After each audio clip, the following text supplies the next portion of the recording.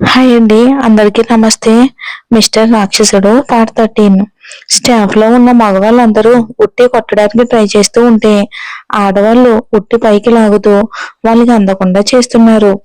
అందరూ ట్రై చేసినా ఉట్టి కొట్టలేకపోవటంతో ఆకాష్ వద్దామని ముందుకు రాబోయే అంతలోపే చారి గారు అక్కడ ఉండడం చూసి, వామ్మో, మా బాబు ఇక్కడే ఉన్నాడు, ఇప్పుడు నేను ట్రై చేసి కొట్టకపోతే మళ్ళీ ఒక రౌండ్ తిడతాడు అని సైలెంట్ గా డ్రాప్ అవుతాడు.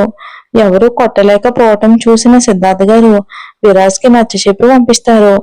విరాజు షర్ట్ హ్యాండ్ ని ఫోల్డ్ చేసుకుని ఫుల్ కూల్ లుక్ తో వస్తాడు. విరాజ్ ని సీరియస్ గా మాత్రమే చూసిన స్టాఫ్ అలా కూల్ లుక్ తో చూసి షాక్ అవుతారు అందరూ. విరాజ్ 2 సార్లు ట్రై చేసినా కానీ మిస్ అవుతాడు. ఉట్టిలాగే అమ్మాయిలు విరాజ్ కూల్ లుక్ చూస్తూ వదిలిపెడుతున్నారు అని అది చూసిన గీత వెళ్ళి పైకి లాగుతూ ఉంటుంది. అందుకే విరాజ్ 2 సార్లు మిస్ అయ్యాడన్నమాట. అంత పైకి ఎవరు లాగుతున్నారు అని చూసిన విరాజ్ కి గీత కనిపిస్తుంది. విరాజ్ 3వ సారి కొట్టడానికని వెళ్తూ గీత వైపు చూసి ఎవరికి కనిపించకుండా చిన్నగా కన్ను కొడతాడు. అది చూసిన గీత తనకి తెలియకుండానే ఉట్టిని కొంచెం కిందకు వదిలింది. విరాజ్ ఆ గ్యాప్ లోనే ఉట్టి కొట్టి గీత వైపు చూస్తే తనని చూస్తూ ఉంటుంది. అందరూ మాట్లాడుకుంటూ ఉంటే విరాజ్ గీత దగ్గరికి వెళ్ళి, నువ్వు కావాలనే కదా పైకి లాగావు, ఇదంతా చూస్తున్న ఆకాష్ దుర్మార్గుడా అని అనుకుని గుండెలపై చేయి వేసుకుని సైలెంట్ గా విరాజ్ వైపు వెళ్ళేవాడల్లా ఆగి, అమ్మో, వీడిటే వెళ్ళాడు, వీడి పనులకి వీడి పిచ్చి ఎక్స్ప్రెషన్స్ కి ఇప్పటికిప్పుడే పిచ్చి పట్టేలా ఉంది, ఇప్పుడు వాడు వెనక్కి వెళ్తే నిజంగానే నాకు పిచ్చి పడుతుంది అనుకుని వేరే వైపు వెళ్తారు.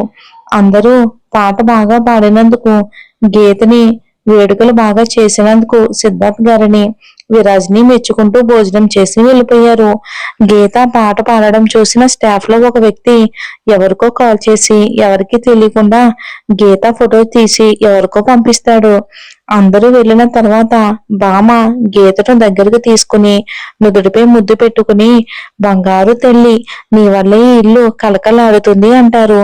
దానికి గీత, నాదేం లేదు బామ్మగారు, ఇదంతా అభి ఇంకా విరాజ్ సార్ ఏర్పాట్లు బాగా చేయటం వల్ల జరిగింది. విరాజ్ సార్ ఏంటి చిట్టి తల్లి అని అడిగితే గీత జరిగింది మొత్తం చెప్పి వెళ్తూ ఉంటే, బంగారు, ఈ రోజు మేఘన లేదుగా, ఇక్కడే ఉండిపో అంటారు. లేదబి, తను ఈ రోజు వచ్చేస్తుందని చెప్పి వెళ్ళిపోతుంది. ఇక బాగా అలసిపోవటంతో మేఘన రాగానే ఆ రోజు జరిగిన విషయాలు మాట్లాడుకుని పడుకుంటారు. విరాజ్ ఫ్రెష్ అయ్యి అద్దంలో చూసుకుంటుంటే తను గీతకి కన్ను కొట్టడం గుర్తుకు వచ్చి పడుకుని పోతాడు హ్యాపీగా. అలా ఘనంగా శ్రీకృష్ణ జన్మాష్టమి వేడుకలు ముగిశాయి. నెక్స్ట్ డే అందరూ ఆఫీస్ కి వెళ్ళిపోతారు. ఆకాష్ 5 మెంబర్స్ టీమ్ కి విరాజ్ చెప్పడంతో ఇక డిఫికల్ట్ వర్క్ ఇచ్చారన్నమాట. అందరూ సిన్సియర్ గా వర్క్ చేస్తున్నారు.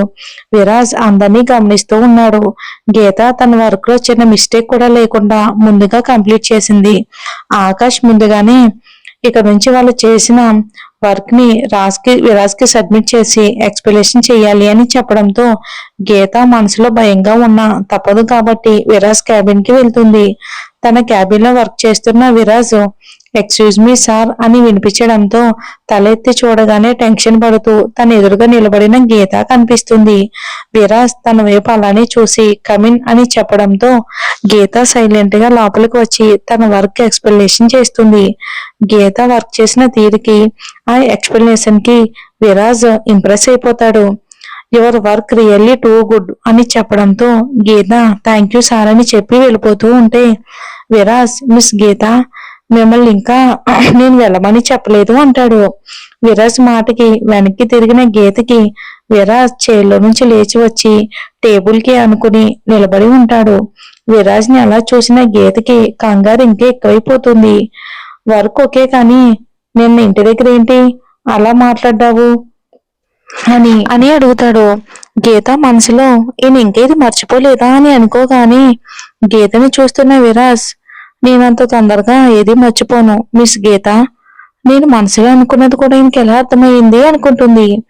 నువ్వు అనుకున్నది నాకెలా అర్థమయ్యింది అని ఆలోచించడం మానేసి ముందు నేను అడిగిన దానికి సమాధానం చెప్పు అని విరాజ్ అనడంతో గీత తల దించుకుని, సారీ సార్, అది నేను కావాలని అలా అనలేదు. మీరు నన్ను అలా అనేసరికి కోపం వచ్చి అనేశాను. విరాజ్ గీతకి దగ్గరగా వచ్చి, కోపం వస్తే నన్ను అనేస్తావా అని కావాలని సీరియస్ గా అనడంతో విరాజ్ అంత సీరియస్ గా అనేసరికి భయంతో తలెత్తి తన కళ్ళల్లో పడుతున్న నీళ్ళని చూసిన విరాజ్ కి బాధపడుతూ గీతకి ఇంకా దగ్గరగా వెళ్ళి గీత చెంపపై చెయ్యి వేసి ఇప్పుడు నేనేమన్నానని ఏడుస్తున్నావు? ఇలా చిన్న చిన్న వాటికి ఎవరైనా ఏడుస్తారా అని అనునయంగా చెప్పి, వెళ్ళి వర్క్ చూడు అని విరాజ్ అనగానే గీత బుద్ధిగా తలూపి బయటికి వెళ్ళిపోతుంది. బయటికి వచ్చిన గీతను చూసిన ఆకాష్ గీత ఫేస్ చూసి మళ్ళీ మా బావ ఏదో పిచ్చి పని చేసి ఉంటాడు అనుకుని మిగతా వాళ్ళ వర్క్ ఎంతవరకు వచ్చిందో చూసి వెళ్ళిపోయాడు. ఇక 5 మెంబర్స్ టీమ్ లో అందరి వర్క్ కూడా కంప్లీట్ అయ్యింది. కానీ మేఘనాకి ఇచ్చిన వర్క్ లో ఏదో ప్రాబ్లం రావడంతో మేఘాది లేట్ అయ్యింది.